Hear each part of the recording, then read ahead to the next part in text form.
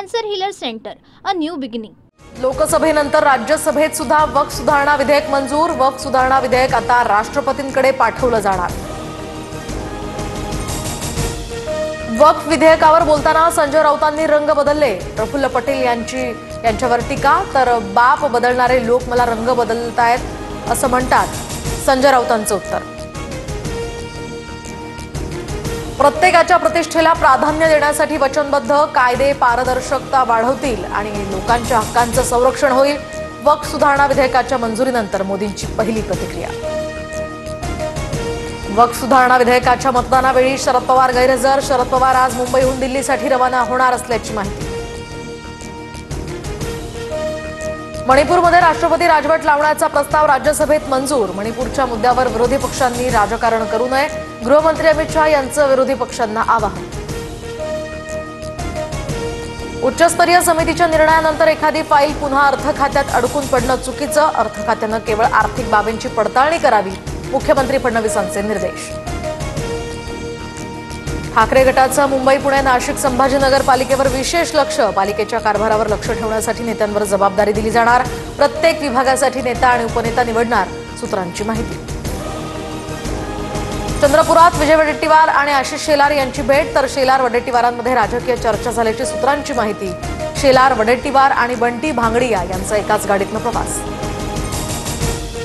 खोक्या भोसलेच्या अंगावर वळ उठल्याचे photo viral. बीडमध्ये वनविभागाच्या कोठडीत खोक्या भोसलेला मारहाण, वकिलांचा दावा, तर मारहाणीच्या दाव्यानंतर खोक्या भोसलेला पुन्हा न्यायालयीन कोठडीत। आमदार अमित गोरखेंचे पीए सुशांत भिसेंच्या गर्भवती पत्नीचा मृत्यू। दीनानाथ मंगेशकर रुग्णालयाच्या मुजोरीमुळे मृत्यू झाल्याचा गोरखेंचा आरोप। रुग्णाला ऍडमिट करण्यासाठी 10 लाख रुपयांची मागणी केलेलं पत्र TV9 मराठीच्या हाती। तनिषा भिसे मृत्यू प्रकरणानंतर पुण्यातल्या दीनानाथ मंगेशकर रुग्णालयासमोर पोलीस बंदोबस्त। तनिषा भिसे मृत्यू प्रकरणाची संपूर्ण चौकशी करून शासनाला अहवाल देणार, आरोपांवर दीनानाथ मंगेशकर रुग्णालयाचं स्पष्टीकरण। राज्यात कोणत्याही ठिकाणावरून ऑनलाईन पद्धतीनं घरांची नोंदणी करता येणार। एक राज्य एक नोंदणी योजना 1 मे पासून लागू होणार। सुरक्षेसाठी बँक अधिकाऱ्यांचे मुख्यमंत्र्यांना साकडं, तर मराठी भाषेच्या मुद्द्यावरून मनसेकडून बँकेच्या अधिकाऱ्यांना मारहाण। कारवाईसाठी बँक ऑफ महाराष्ट्र ऑफिसर्स असोसिएशनचं मुख्यमंत्र्यांना पत्र। नांदेडमध्ये महिला मजुरांना घेऊन जाणारा ट्रॅक्टर विहिरीत कोसळला। चालकाचं नियंत्रण सुटल्यामुळे अपघात, विहिरीत बुडून 7 ते 8 जणांचा मृत्यू। घटनास्थळी मदतकार्यही सुरू।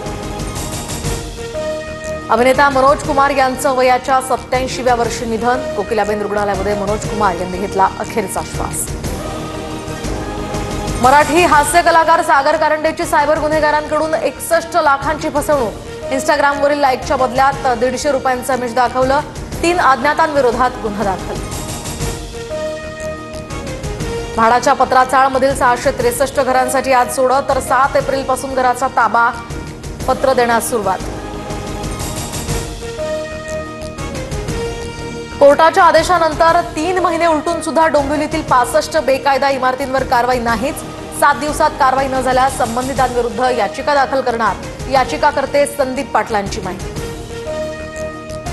कुत्रा भुंकतो या रागातनं अकोल्यामध्ये माथे फिरून 25 कुत्र्यांना विषारी औषध देऊन मारलं। मोकाट कुत्र्यांसह पाळीव कुत्र्यांचाही यात मृत्यू। सिव्हिल लाईन पोलीस ठाण्यात तक्रार दाखल।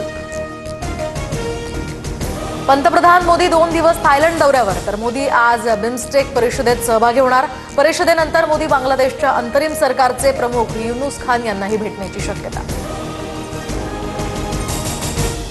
मुंबईमध्ये शनिवारपासून पुढील 2 दिवस उष्ण आणि दमट वातावरणाचा अंदाज। तापमान वाढीची शक्यता नसली तरी उकाडा मात्र जाणवण्याची शक्यता। राज्यात सध्या अवकाळी पावसाची हजेरी। अवकाळीचा बुलढाण्यातील 166 गावांना फटका। हिंगोलीमध्ये पपईच्या पिकांचं नुकसान, तर भंडाऱ्यात वीज पडून 2घांचा मृत्यू। हेल्मेट न घातल्यामुळे कारवाईसाठी रोखल्याच्या रागातनं ठाण्यात वाहतूक पोलिसाला मारहाण। व्हिडिओ व्हायरल, आरोपीची मानसिक स्थिती बिघडलेली, कुटुंबियांचा दावा। आरे दूध पुन्हा मुंबईच्या बाजारात उपलब्ध होणार। महानंदच्या वतीनं आरे दूध पुन्हा बाजारात आणलं जाणार।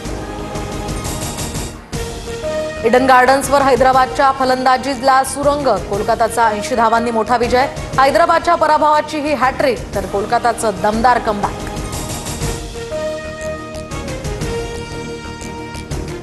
Cancer healer centre, a new beginning.